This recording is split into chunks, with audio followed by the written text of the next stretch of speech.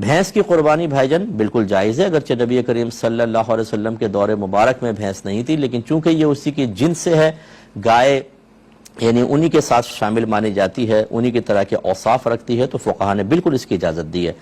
آپ کو بتایا تھا کہ قربانی کے جانور مخصوص ہیں،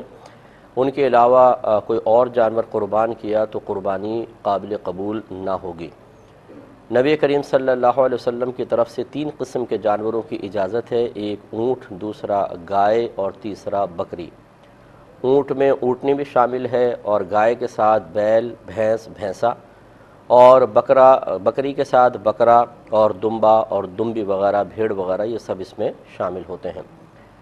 اونٹ کم از کم 5 سال کا، گائے کم از کم 2 سال کی، اور بکرا، بکری، دمبا، دمبی کم از کم 1 سال کا ہونا چاہیے۔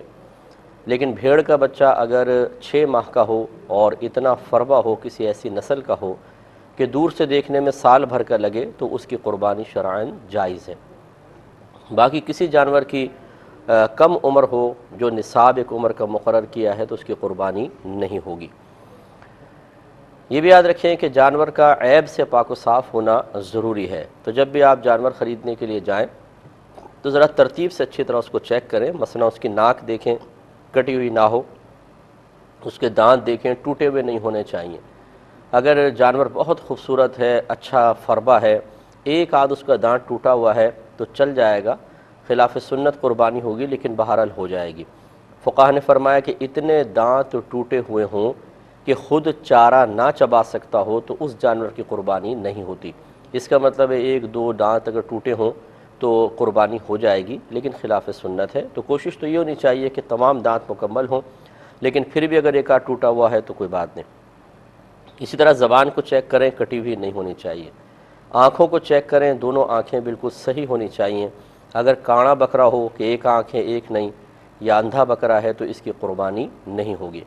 تو ذرا تھوڑا سا اس کی اس طرح آنکھ کے قریب لا کے یوں کریں، اگر وہ آنکھ بند کرتا ہے تو اس کا مطلب ہے کہ اس کی آنکھ ٹھیک ہے،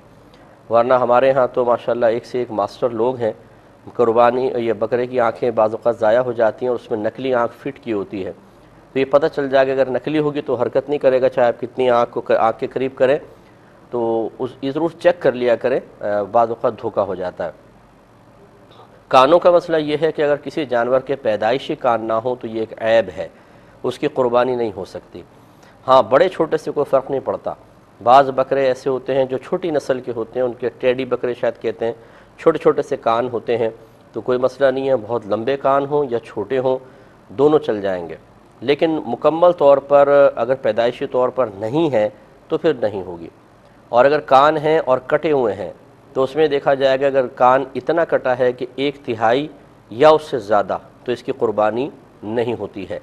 مثال کے طور پہ 3 انچ کا کان ہے اور 1 انچ کٹا ہوا ہے تو یہ 1/3 1/3 جو ہے وہ کٹا ہوا کہلائے گا، یا اس سے زیادہ ہے تو اس کی قربانی نہیں ہوگی۔ لہٰذا اس سے کم کٹا ہوا ہے تو ہو جائے گی۔ بعض اوقات ایسا ہوتا ہے کہ جانور بہت ہی اچھا ہوتا ہے اور تھوڑا بہت کان میں کچھ خرابی ہوتی ہے، یا جیسے یہ ریوڑ کے ریوڑ لے کر آتے ہیں تو بطور نشانی بعض اوقات کان میں سوراخ سے کر دیتے ہیں چھوٹا سا،